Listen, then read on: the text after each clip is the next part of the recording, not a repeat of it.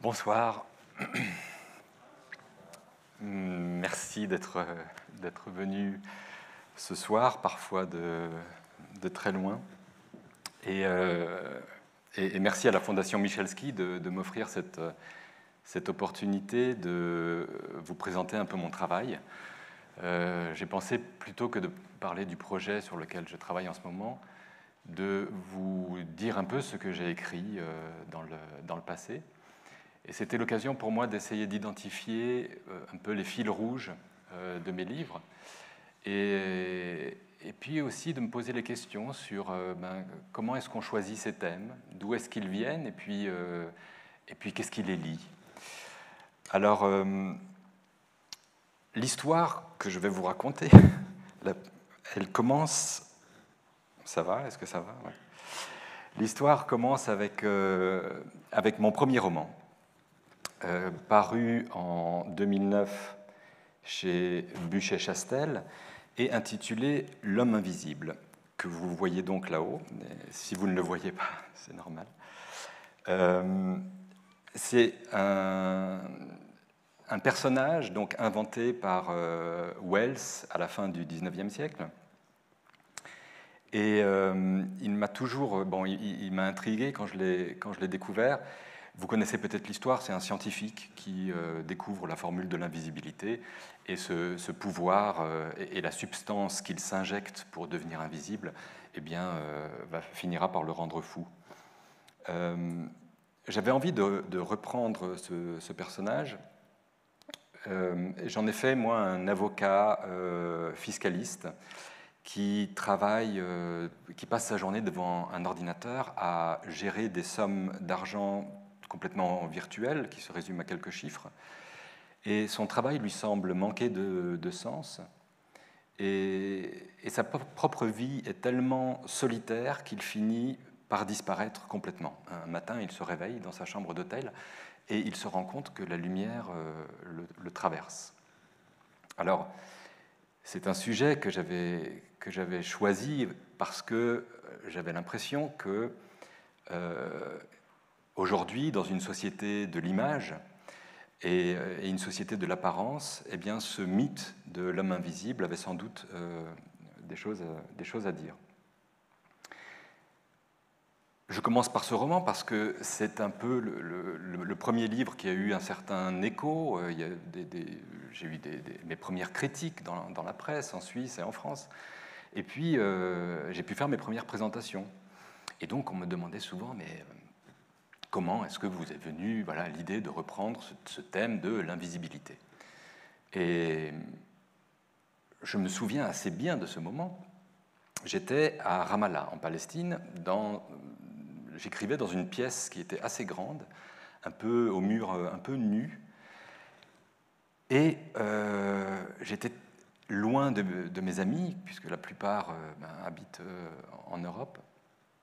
Et donc, Internet était une chose extrêmement importante, puisqu'elle me permettait de garder le lien avec ses amis. Il y avait un de ses amis qui s'était expatrié en Californie et qui venait de s'inscrire sur Facebook. C'était la première année d'existence de Facebook, et puis il m'écrit et il me dit « il faut absolument que tu fasses partie de ce truc, c'est génial, moi j'ai l'impression que j'existe pas sans ces réseaux sociaux, c'est super ». Donc j'avais tout d'un coup des amis californiens, j'avais mes vrais amis aussi, tout ça grâce à Internet et grâce au Wi-Fi qui reliait mon ordinateur dans un coin de la pièce au routeur qui était dans l'autre coin de la pièce. Et je trouvais ça absolument incroyable que autant de données, le monde entier, circulait d'un point à un autre sans que je le voie.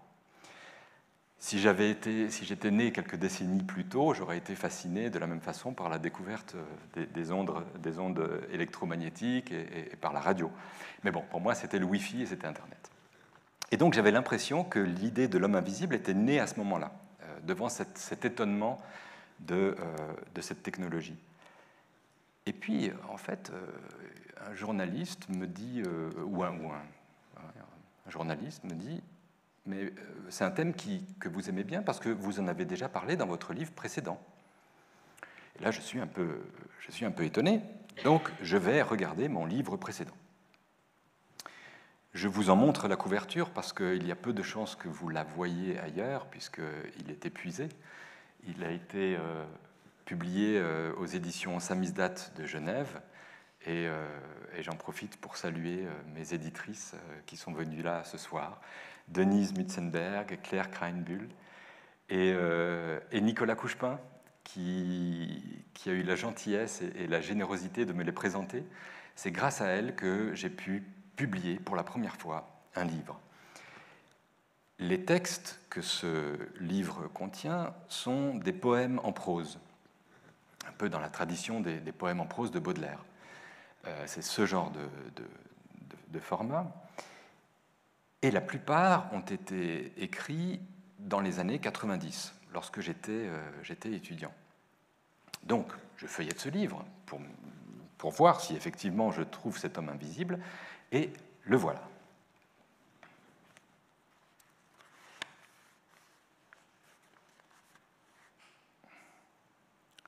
L'homme invisible. Laisser glisser sa main sur la rampe de l'escalier. Sous le bras, son grand carton à dessin rempli de factures. S'asseoir au café. Discuter travail avec les chômeurs et attendre d'avoir faim. Dans les ruelles de l'ancien marché, écouter seulement les insectes grignoter les restes de midi et les portes en bois craquer sous le soleil. Rentrer chez lui, déposer son inutile carton et s'habiller pour le soir. De terrasse en terrasse, toujours les mêmes boissons amères et les mêmes filles aux sourires épais. Une cigarette brûle en regardant s'enflammer le ciel. Le grand chien noir devant la mosquée de Cordoue. Alors j'étais très étonné de retrouver ce texte, et plus étonné encore de l'avoir oublié, parce qu'on se dit qu'une fois qu'on a écrit quelque chose, qu'on a passé parfois des semaines à écrire un poème de ce genre-là qui nécessite une attention on dit souvent aux virgules, mais c'est plus qu'aux virgules, c'était parfois une attention au jambage des lettres. C'était impossible de l'oublier. Puis en réalité, je crois qu'une fois qu'on a fini un travail, quand il est publié, eh bien on l'oublie finalement assez volontiers. Et donc je retrouve ce texte, et là je me suis posé, peut-être pour la première fois, la question de savoir si est-ce qu'on découvre des choses dans une carrière d'auteur. Est-ce que tout n'est pas quelque part inscrit déjà? Est-ce qu'on ne fait que répéter des choses? Et j'avais trouvé cette citation de Michel Houellebecq qui dit qu'un écrivain, il n'a qu'une ou deux choses à dire, éventuellement trois, dans sa carrière. Et j'ai trouvé que cette humilité, cette chose, c'était assez juste. Finalement, effectivement, peut-être qu'on ne fait que répéter des choses. Là où je ne suis pas tout à fait d'accord, c'est avec le verbe dire, parce que le verbe dire sous-entend que c'est comme si c'était un message qu'on répétait, une opinion qu'on répétait. Or, j'ai plutôt l'impression que ce qui se passe, c'est qu'on a des visions, des choses qui nous touchent, peut-être dans notre jeunesse, et qu'on n'arrive pas vraiment à les décrire, et que c'est pour ça qu'on utilise la littérature, c'est pour essayer de faire le tour avec un nouveau langage de ces choses-là, de cet inconnu-là. Alors ces motifs, Jacques Brel a une autre façon de les nommer, et je n'ai pas résisté au plaisir de vous faire écouter un petit peu ce qu'il dit. Un homme passe sa vie à compenser son enfance. Je m'explique. Je crois qu'un homme se termine vers 16-17 ans. On ne peut pas, une loi générale, mais vers 16-17 ans, un homme a eu tous ses rêves. Il ne les connaît pas, mais ils sont passés en lui. Il sait s'il a envie de brillance, ou de sécurité, ou d'aventure. Il le sait. Il ne le sait pas bien, mais il a ressenti le goût des choses, comme le goût du chocolat, comme le goût de la soupe aux choux. Il a le goût de ça. Il passe sa vie à vouloir réaliser ces rêves-là. Et je crois qu'à 17 ans, l'homme est mort, ou il peut mourir. Et après, moi, j'essaie de réaliser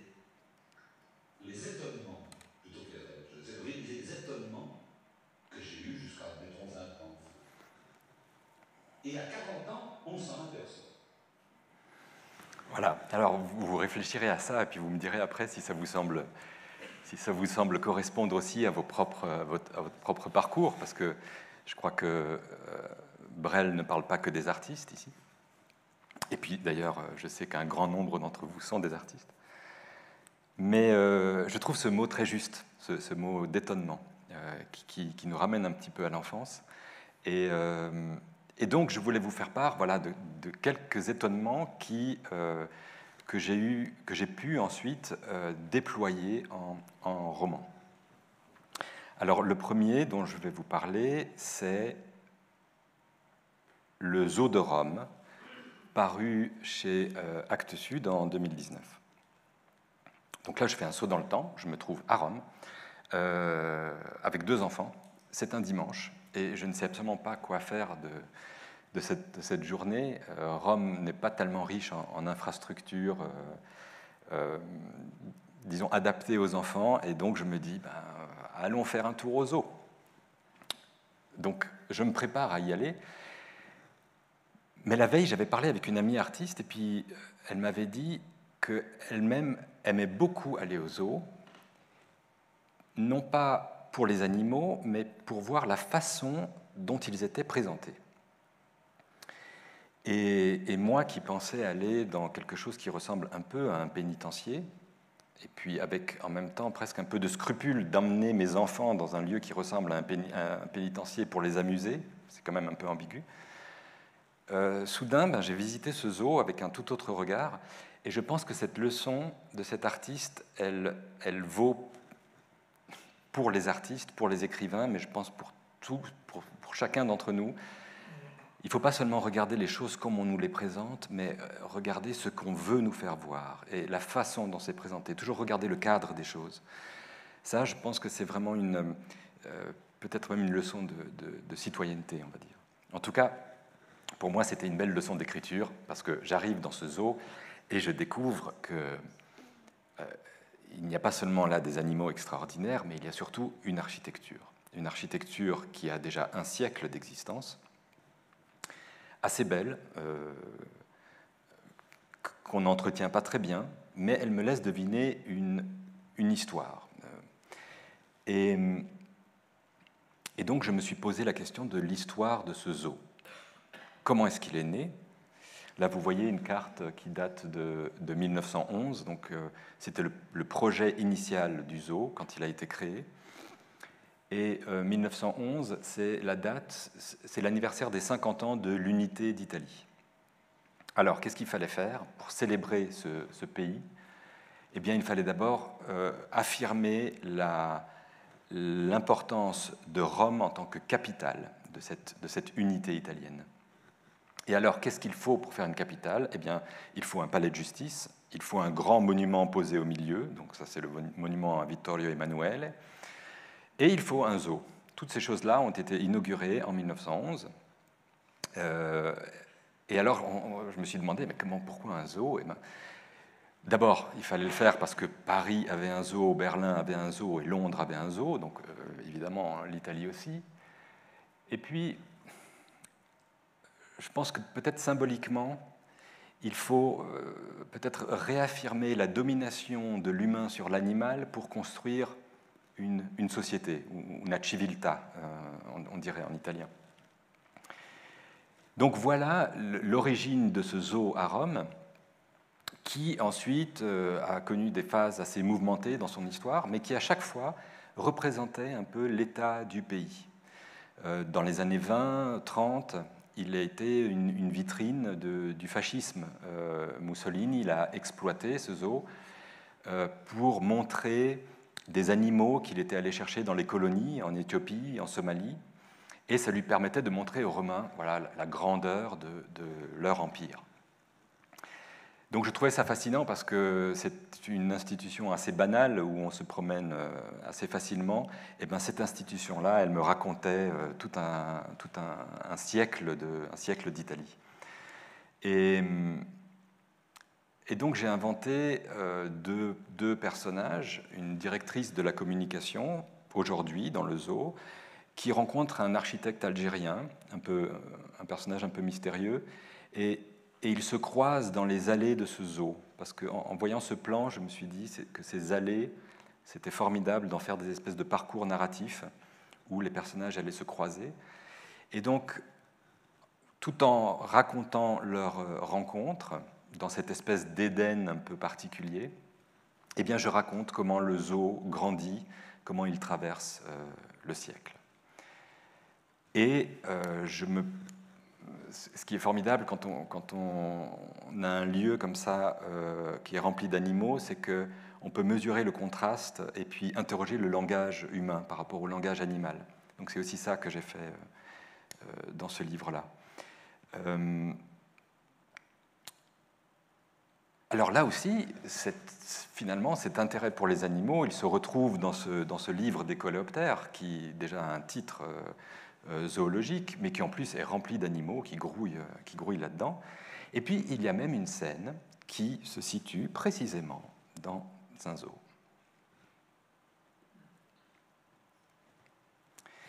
C'est un texte qui s'appelle Hommage, donc, et dans la table des matières, j'avais livré un peu une petite clé de ce texte, parce que le personnage qui est décrit là, je pensais à Yehudi Menuhin, qui était une figure pour moi absolument admirable.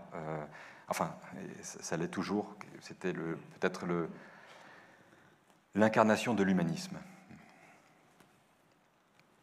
Hommage. Je vais m'asseoir sous l'arbre, à côté d'un vieil homme, devant la cage des tigres. En plus de l'odeur des fauves, je sens la sienne, une odeur de vieux et les taches brunes sur sa main fine. Il est habillé comme un chef d'orchestre, un profil d'aigle et un col immaculé. Il se tourne vers moi, me demande l'heure. Je ne porte jamais de montre, lui non plus. Nous parlons du temps. Il était violoniste. Sur le gravier de l'allée, le soleil fait danser l'ombre des feuilles. Alors, de la même façon que j'avais trouvé dans L'homme invisible une première tentative de toucher un thème, eh bien là, j'en trouve une autre, avec déjà des éléments que je vais reprendre dans ce zoo de Rome, notamment le temps, le temps que je déploie dans le roman en me penchant sur le problème de l'architecture, du présent animal et de l'histoire humaine. Alors, autre étonnement, roman suivant, c'est cette chose-là que je trouvais qui est peut-être immédiatement étonnante, puisque c'est un objet l'objet réel, si on le mettait à la verticale, il aurait la grandeur la taille de l'Empire State Building, enfin d'un gratte-ciel. Et je l'ai découvert, moi, ce bateau-là, dans un livre tout petit, chez un bouquiniste, au Bangladesh. Et ce petit livre racontait des faits divers, des faits un peu policiers. Et un de ces faits divers m'avait frappé, c'était l'histoire du Salem. Alors c'est le bateau que vous voyez, qui au début s'est appelé Sea Sovereign, qui a changé plusieurs fois de nom. C'est aussi un aspect qui m'intéressait, comment il suffit de changer le nom sur la coque d'un navire pour en créer un nouveau et pour peut-être créer une nouvelle histoire. Qu'est-ce qui s'est passé avec ce Salem ? Eh bien, c'était un pétrolier énorme qui, en 1979, a pris en charge une grande cargaison de pétrole brut, 200 000 tonnes de brut, et qu'il devait donc livrer en partant du Koweït en Europe. Pour cela, il ne pouvait pas emprunter le canal de Suez parce qu'il est beaucoup trop grand pour ça. Donc, il a dû faire le tour de l'Afrique. Mais il n'est jamais arrivé en Europe parce qu'au large du Sénégal, il a fait naufrage. Et c'est là qu'intervient l'étonnement que j'ai éprouvé en lisant ce fait divers, le bateau qui est venu secourir l'équipage s'est rendu compte que, en fait, il n'y avait ni marée noire ni explosion, et que la formidable quantité de pétrole qui se trouvait à l'intérieur avait tout simplement disparu. Quelqu'un l'avait volée. Elle a été subtilisée en chemin. En lisant l'histoire, je me suis retrouvé, moi, comme un enfant qui, pour la première fois, voit le foulard qui disparaît dans la main du magicien. Je n'y croyais pas, enfin, c'est pas possible. Et donc, j'ai commencé à travailler sur ce thème. J'ai envie de vous lire le début de... Voilà, comment, après avoir lu ce fait divers, ce qui s'est passé après. J'ai déménagé souvent, après Dhaka, mais le petit recueil de faits divers m'a toujours accompagné, et le fantôme du Salem aussi. Je me souviens de l'avoir aperçu un soir dans les brumes du Bosphore, et, des années plus tard, au lever du soleil, en mer Rouge. J'ai revu sa silhouette fantastique il y a 2 ans. Nous avions loué une chambre dans un hôtel de Santo Stefano, sur la presqu'île du Monte Argentario, à 2 heures de Rome. Nous étions en septembre 2020. Cela faisait plusieurs mois que le premier confinement avait été levé. Nous voulions fêter l'anniversaire de Chloé et nous offrir une dernière escapade, parce que nous savions déjà que notre liberté de mouvement n'aurait qu'un temps. L'hôtel était niché dans les falaises. Les chambres donnaient sur le large, il faisait encore chaud. Nous avons dîné sur la terrasse. Chloé a bu son premier verre de Chianti, Sarah quelques-uns de plus, et ses yeux riaient en regardant sa fille. Je me suis éloigné pour fumer une cigarette. Leurs voix joyeuses se perdaient dans le bruit lent du ressac qui caressait les rochers en contrebas de la terrasse. C'est alors que je l'ai vue, sur la ligne violette de l'horizon. Sa silhouette de aile renversée qui tremblait dans le lointain.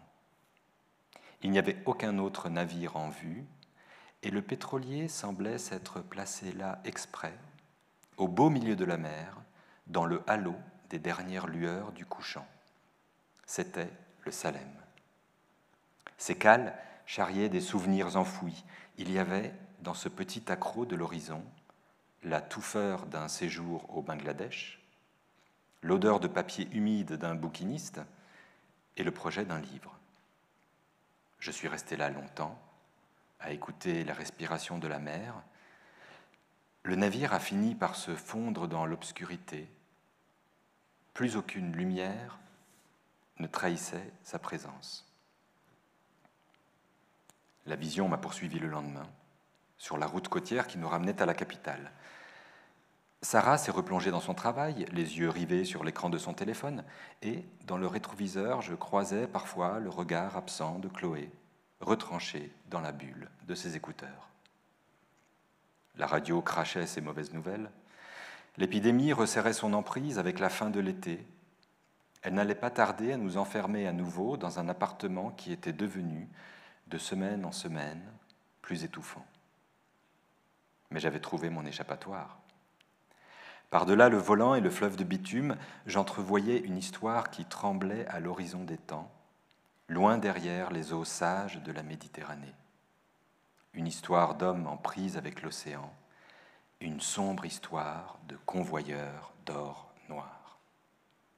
Le trafic s'intensifia à l'approche de la ville. Lorsque l'autoroute bifurqua vers l'intérieur des terres, j'avais décidé de prendre le large. Voilà donc le début de cette histoire où je mène ma petite enquête pour comprendre ce qui s'est passé. Il y a eu 13 enquêtes internationales, on a compris comment ce pétrole avait disparu, mais hormis le fait de raconter cette histoire et surtout de comprendre comment aujourd'hui on s'approvisionne en pétrole, quel est le trajet que font ces bateaux, comment ça marche, parce que c'est une énergie qu'on sous-estime un peu parce qu'on ne la voit pas, parce qu'elle voyage loin des continents. alors qu'en réalité, elle est absolument fondamentale. Notre électricité, nos vêtements sont produites pour une très grande part à base de pétrole. Et donc, ça m'intéressait de suivre un peu le voyage de cette matière première dont je dis qu'elle est aussi la sève de notre civilisation. Mais j'avais aussi envie de savoir ce qui s'était passé très concrètement sur le bateau. Et ça, aucun enquêteur vraiment n'a fait ce travail-là, parce qu'il s'agit plutôt de montage financier, de montage économique, bancaire. Et j'avais envie donc de voir ce que ces matelots avaient pu vivre sur le Salem, mais plus généralement, quelle avait pu être et quelle pouvait être encore aujourd'hui la vie de ces matelots. Parce qu'il faut savoir que ces matelots, très souvent, ils s'embarquent sur des voyages dont ils ne connaissent ni la durée ni la destination. Un peu comme nous pendant le Covid, on ne savait pas quand ça allait s'arrêter. Eh bien, eux, ils partent pour des voyages au très long cours. Pourquoi ? Parce que les propriétaires des cargaisons peuvent décider de changer la destination prévue du bateau si les cours de la bourse disent qu'ils pourront le revendre à un meilleur prix ailleurs. C'est-à-dire qu'un navire qui passe sous l'Afrique et qui devrait aller en Europe, eh bien, il peut très bien changer de destination et être dirigé vers les États-Unis, traverser l'Atlantique et donc partir pour de nouvelles semaines supplémentaires de voyage. Alors le contraste entre cette abstraction de la bourse et de ces chiffres qui s'alignent à toute vitesse sur des écrans et la matérialité d'un pétrolier, de la vie à bord, voilà, ça c'était une des choses qui m'intéressait donc dans ce voyage du Salem paru cette année chez Actes Sud également. Là, je me suis dit, bon, ok, voilà sûrement un thème, puisque je l'ai découvert au Bangladesh bien après avoir écrit Les Coléoptères. C'est assez spécifique, et sûrement, c'est impossible que j'y ai pensé avant. Eh bien, voilà. C'est un petit texte qui s'appelle... qui est un drôle de titre, mais qui me fait penser, c'est un peu comme le nom d'un titre qu'on aurait effacé sur une coque. Si on remplace les points par des lettres, on pourrait imaginer que que ce texte s'appelle en réalité Sans titre. Et le voilà, Sans titre. Il y a quelque chose ici qui sent l'essence. Les murs humides de ces pièces obscures, les plafonds bas, ces tuyaux. Ma bougie éclaire des barils entassés. Un bruit, l'ombre d'un rat qui détale. Porte couverte de moisissures, un écritoire vermoulu, papier illisible, couloir glissant, rangé de placards rouillés, la poignée qui me reste dans la main. Et encore des piles de caisses et de tonneaux sans étiquette. Il y a quelque chose ici qui sent méchamment l'essence. Alors la question que je me suis posée, c'est bon, alors vraiment, est-ce qu'on peut, comme Brel, mourir à 17 ans ou mourir à 20 ans parce qu'on aurait déjà tout senti, on aurait déjà tout rêvé, et puis est-ce qu'après, la suite, c'est juste un espèce de déploiement, de répétition de ces choses-là? Moi, je suis content de ne pas être mort à 17 ans, ni à 25. J'ai quand même d'abord découvert des techniques d'écriture, des techniques de narration. Vous avez pu entendre dans l'extrait que je vous ai lu du voyage du Salem que c'est une langue qui est peut-être plus adaptée à un échange, à un partage plus immédiat. Ça, j'ai dû apprendre ça, évidemment. Et puis évidemment, l'écriture se nourrit aussi de l'expérience, de ces années de l'âge adulte, de ces voyages qu'on fait. Alors, je vais passer en vitesse sur deux autres livres qui ont eu pour but justement d'essayer de prendre ce que le présent m'offrait. Plutôt que peut-être de me laisser aller à ces visions lointaines, à ces étonnements, de plutôt essayer de rendre compte d'une, je dirais pas d'une actualité, mais d'un présent. Et c'est ce que j'ai fait notamment avec À toi, qui est une correspondance que j'ai menée avec l'auteur Kim Thuy, une québécoise d'origine vietnamienne. Et donc nous avons échangé. C'était l'occasion pour moi de parler de mon quotidien en Palestine et aussi des choses que j'avais vues au Bangladesh. C'est des pays où j'ai vécu assez longtemps et comme vous imaginez, ils ont une intensité qu'il est difficile d'ignorer quand on écrit. Donc ça, c'était un livre qui me donnait cette occasion de parler de ces choses qui sont un peu plus autobiographiques. J'ai aussi mené à Rome une expérience qui, elle aussi, avait pour but de tenter de cueillir l'intensité du réel, de disparaître peut-être en tant qu'auteur, mais d'essayer de se faire simplement le canal de transmission de ce qui se passe.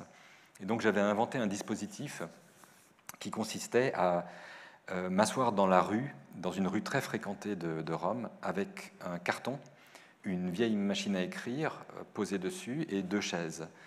Et cette vieille machine à écrire faisait pas mal de bruit. Et c'était une rue donc piétonne très passante, et les gens s'arrêtaient et puis ils me demandaient mais qu'est-ce que vous écrivez? Et moi à ce moment-là j'écris qu'est-ce que vous écrivez? Et donc j'écrivais ce qui se passait. Et ce qui se passait aussi arrivait parce que j'écrivais. Enfin, c'est une expérience assez intéressante, un texte qui est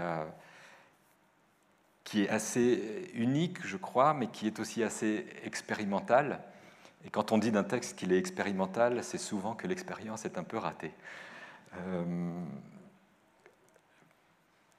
En réalité, en ayant fini ce texte-là, j'ai trouvé que j'étais d'accord avec Pessoa qui dit que la réalité ne suffit pas. Et donc je suis revenu maintenant à Montrichet sur un motif, là aussi, qui se trouve là aussi dans les coléoptères. Et puis je vous propose une devinette. Je vais vous lire ce texte. Et puis vous allez me dire, enfin, si vous découvrez de quel mythe il s'agit. Le poisson. Une chaleur étouffante aujourd'hui. Je suffoque sous les combles. Cet après-midi, j'ai entrepris de construire un poisson artificiel, un trigle synthétique. Ses yeux, 2 petites diodes électroluminescentes jaunes, devront briller sous l'eau. Les piles et le système de propulsion seront enfermés dans un boîtier hermétique placé dans un squelette de fer que je compte recouvrir d'un corps caoutchouteux, le tout devant être mobile au niveau de la queue. Enfin viendront s'y greffer de fines écailles argentées, ainsi que les nageoires, peut-être composées de lamelles en fibre de verre. Je ne sais combien de temps cela me prendra. Il a fait une chaleur étouffante aujourd'hui, et j'ai eu beaucoup de mal à m'endormir. Aux environs de 3 heures, un coup de tonnerre qui a fait trembler les vitres, un orage fantastique. Le premier orage qui réveille en moi une peur ancestrale. J'ai toujours aimé les cieux déchaînés, le romantisme des vents en furie, mais cette nuit, ce n'est pas ça. Cette nuit, il n'y a pas d'esthétiques éclairs qui strillent le ciel. L'orage est sur la ville, les éclairs frappent devant les yeux, leur éclat remplit chaque maison, vous aurez beau fermer les volets. Des rafales de tempête, une pluie dense qui vient fouetter par vagues les vitres, un rideau opaque et ondulant qui cache tout à 5 mètres. Plus de toit en face, sauf pendant ces instants surnaturels où l'on voit comme en plein jour, un jour bleu, froid et mort. Alors j'ai pensé à l'histoire de cet homme qu'on a retrouvé foudroyé après un orage, chez lui, au premier étage, dans son lit, loin de tout corps conducteur, complètement carbonisé, méconnaissable sur ses draps immaculés. L'orage est plus loin désormais. Le tonnerre parvient plus faible et à retardement. il ne reste que le ruissellement des eaux sur les tuiles, le long des gouttières, rivières dans les caniveaux. Il a fait encore plus chaud aujourd'hui. Je n'ai pas pu continuer le poisson. Alors, voilà, je ne sais pas si vous avez si c'est aussi transparent que ça l'est pour moi à l'époque où je l'ai écrit, mais c'est un espèce d'apprenti Frankenstein là, qui essaye de recréer la vie à travers voilà, la construction d'un poisson synthétique. Et c'est ça le thème sur lequel je travaille en ce moment. Voici une autre image extraite d'un autre film de James Whale, Comme l'invisible, et qui, je crois, illustre bien les étonnements. L'étonnement, c'est aussi l'étonnement que Mary Shelley et Percy Shelley ont éprouvé lorsqu'ils sont venus pour la première fois en Suisse. Donc, je crois que l'histoire de Frankenstein, elle doit énormément au voyage que Mary Shelley a fait ici. Et c'est à quelques kilomètres d'ici que Mary et donc à l'époque c'était son amant, avant de devenir son mari, que Mary et Percy découvrent les Alpes. Et pour eux, les Alpes, c'était l'incarnation même du sublime. Donc ils décrivent ces Alpes dans leur journal. C'est assez touchant parce que c'est un journal qu'ils tiennent à deux. Et donc on ne sait pas vraiment qui a écrit quoi, parce qu'un jour c'est l'un, un jour c'est l'autre. Parfois on imagine qu'ils tiennent la plume ensemble. Ils sont évidemment éperdument amoureux. Et ils décrivent ce Mont Blanc qu'ils ne peuvent pas imaginer comme autre chose qu'un nuage, que ce n'est pas possible qu'une chose aussi haute puisse exister sur Terre. Alors voici peut-être ce qu'ils ont vu, c'est un des points de vue qu'on peut avoir d'ici, et que je ne résiste pas à l'envie de vous montrer, surtout si vous êtes venu, si vous êtes monté dans la brume et que vous ne connaissez pas la vue qu'on peut avoir depuis Montrichet. Voilà une autre image. Ça fait un peu diapositive de vacances, mais je surprends souvent des habitants de Montrichet en train de faire des photos du paysage parce que c'est tellement à couper le souffle qu'on a du mal à s'empêcher. Ça, c'est ce que je vois depuis ma cabane. J'ai laissé un pilier au milieu parce que sinon personne ne me croirait. C'est un matin, à 7h le matin. Voilà. Donc, de très belles conditions d'écriture et puis aussi l'occasion d'une rencontre et d'une présentation. Voilà, je vous remercie de votre attention.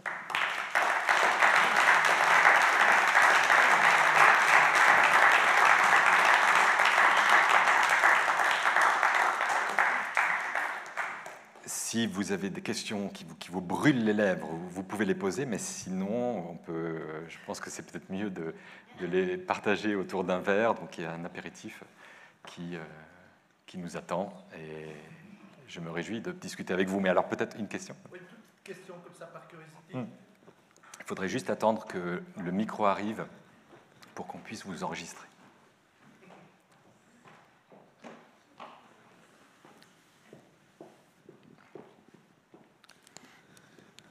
C'est étonnant de découvrir à travers votre récit que dans le fond, dans ce petit recueil de poèmes en prose, dorment des romans. Mm-hmm.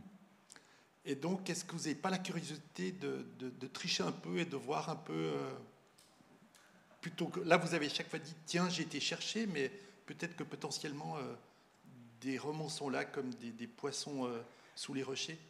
Oui, alors ce poisson, donc cette histoire de création d'un être artificiel, ça je savais très bien, je me rappelais très bien l'avoir écrite et avoir toujours eu le rêve de déployer ça dans un roman.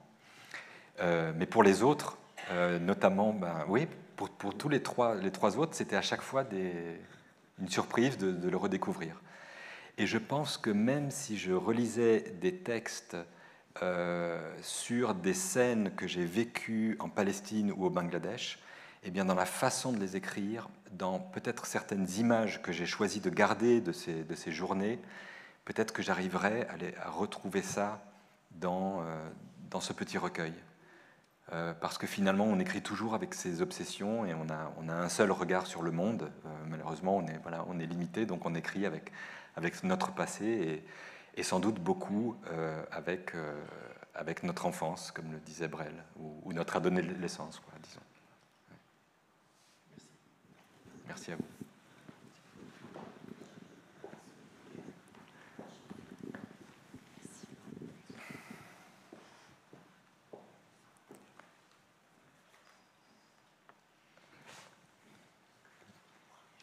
Bonne soirée. Encore une question.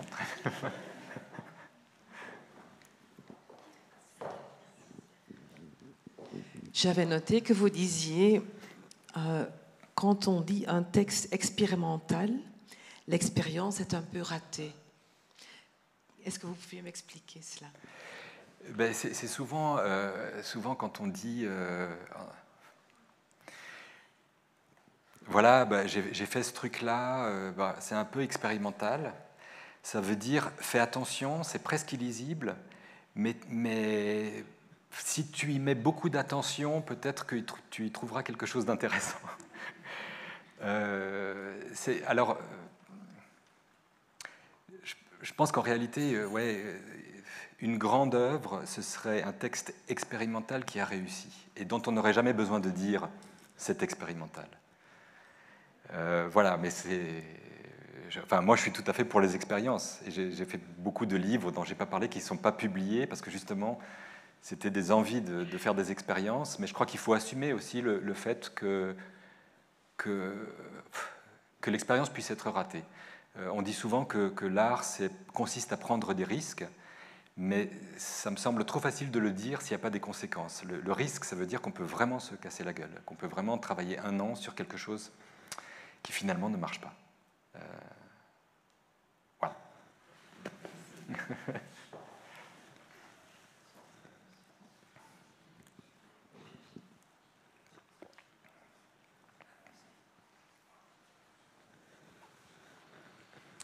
Eh bien, à tout de suite. Merci.